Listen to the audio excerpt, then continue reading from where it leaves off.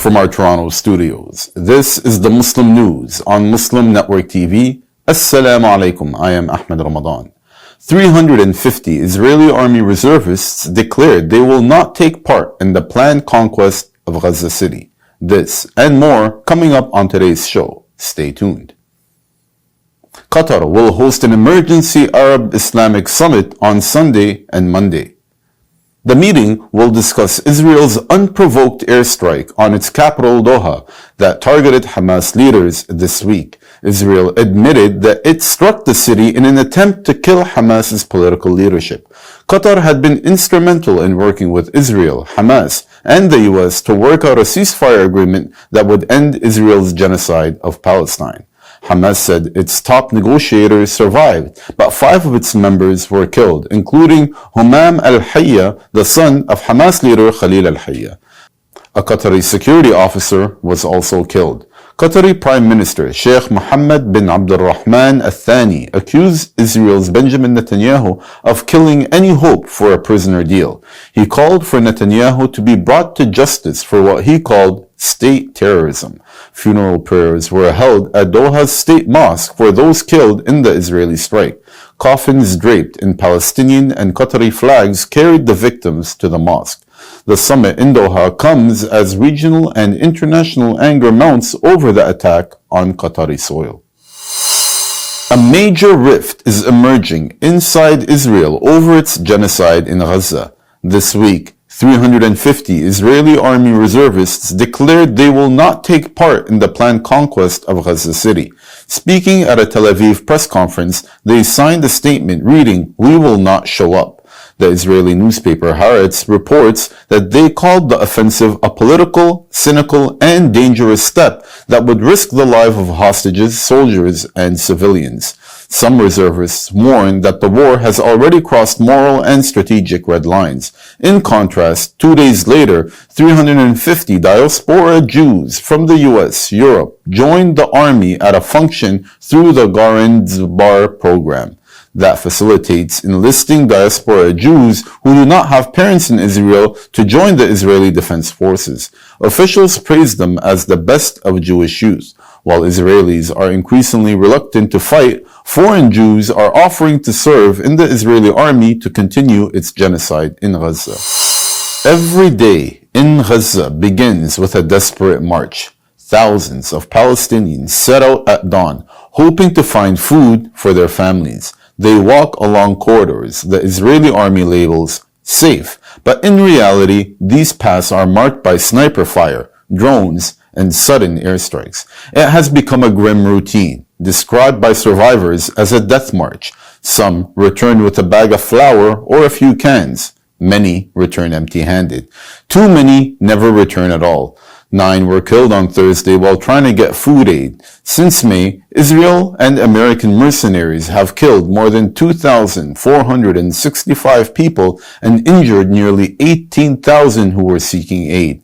Aid agencies say Israel's blockade of food and humanitarian aid to Gaza since March 2nd makes relief work nearly impossible, which is a violation of international law. 7 more Palestinians, including a child, died of hunger in the past 24 hours due to Israel's closure of all border crossings into Gaza, stopping the flow of food and humanitarian aid since March 2nd. This has pushed 2.4 million people into famine. The famine-linked toll has reached 411, including 142 children. Most deaths came after the UN declared Gaza a famine zone last month. 126 deaths, including those 26 children, happened since the declaration. Israeli soldiers killed at least 39 Palestinians in attacks across Gaza today.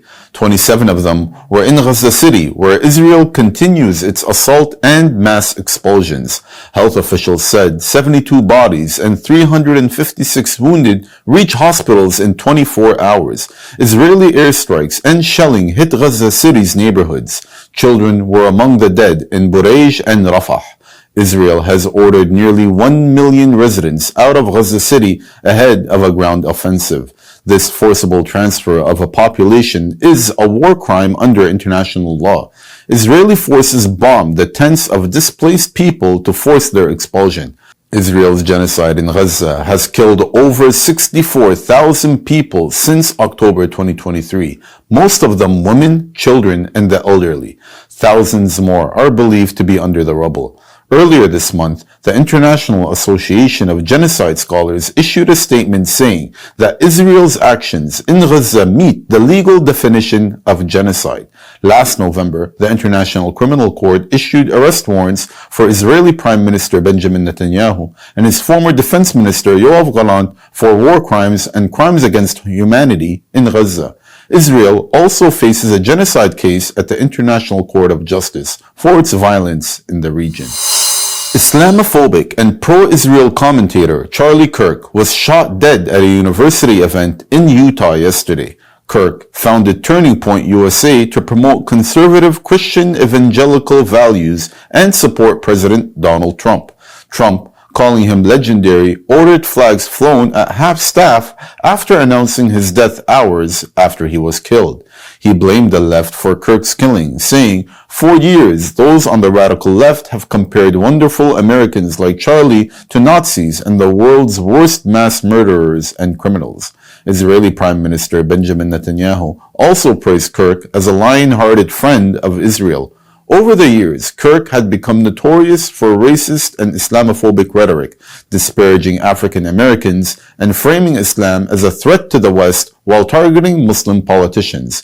After Zoran Mamdani won the Democratic primary for New York City's mayor earlier this year, Kirk linked his candidacy to the September 11, 2001 terrorist attacks in a widely condemned post. Kirk also maligned the Black Lives Matter movement at the height of America's reckoning on racism in the wake of the 2020 murder of Black Minneapolis resident George Floyd by a white police officer. Political violence has been rising in the United States. In June, former Minnesota Democratic House Speaker Melissa Hortman and her husband Mark Hortman were assassinated by pro-Trump Republican Vance Luther Bolter.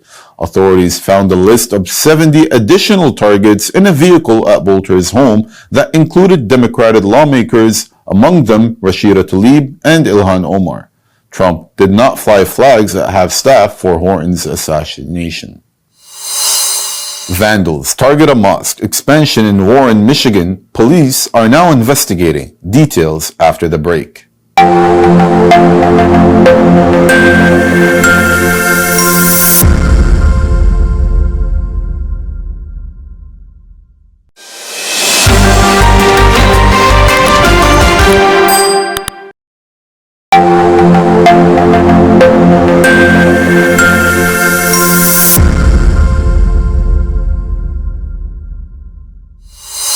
Welcome back.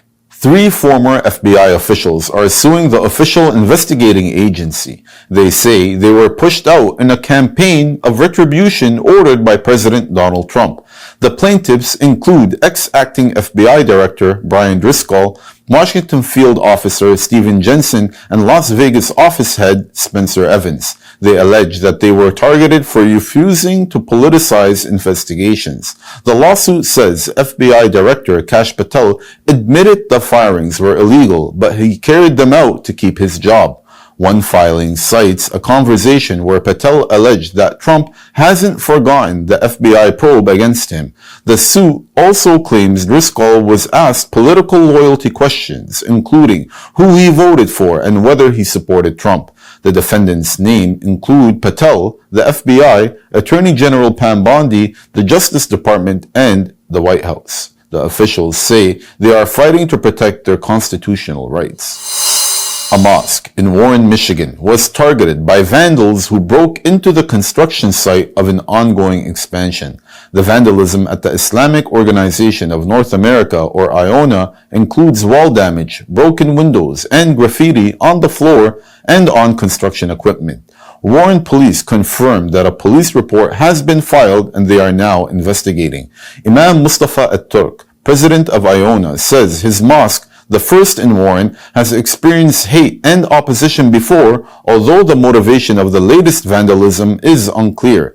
He said, "Over the years, we've done a lot of strides with the clergy and the community to turn the fear of the unknown into acceptance. IONA has been a part of the warring community for decades, but since its inception has continued to face anti-Muslim opposition and threats.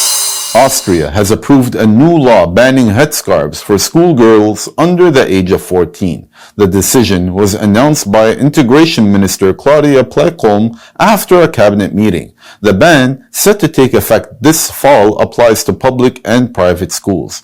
Parents who fail to comply first will be called for a meeting. If the ban is ignored, they face fines ranging from $175 to $1,170.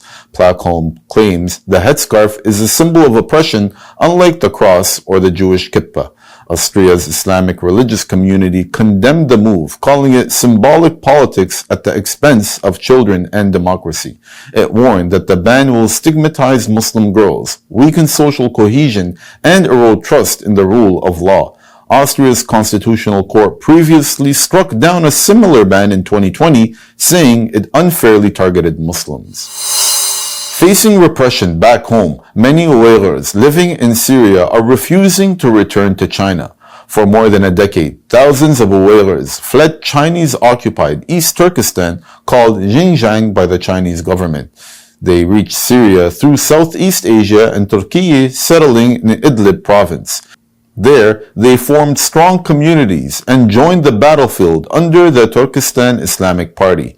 Now, after the fall of the regime of President Bashar al-Assad last December, many have been absorbed into Syria's new army. At least 3,500 Uyghurs fighters have joined the 84th Division, with some promoted to senior ranks. Families live in enclaves around Jizr al-Shughur and estimates place the Uyghurs' population in Syria at up to 15,000. For them, going back to northwest China is not an option. They fear mass surveillance, detention, and repression under Beijing's hardline policies. Instead, they see Syria as a place to rebuild lives and keep their cause alive. Sub-Saharan Africa now is the third fastest growing region for crypto adoption, according to blockchain data firm Chain Analysis. Between July 2024 and June 2025, the region received $205 billion in on-chain value. That is a 52% jump from the previous year. Only Asia Pacific and Latin America grew faster. Nigeria led the surge, taking in more than $92 billion. Experts say its tech-savvy youth, inflation, and limited access to foreign currency are fueling demand for stable coins. South Africa also stands out with strong regulations supporting institutional crypto use. Analysts say Africa's unbanked population, weak currencies, and dollar shortages make it fertile ground for crypto. Many believe the region could play a key role in global mass adoption.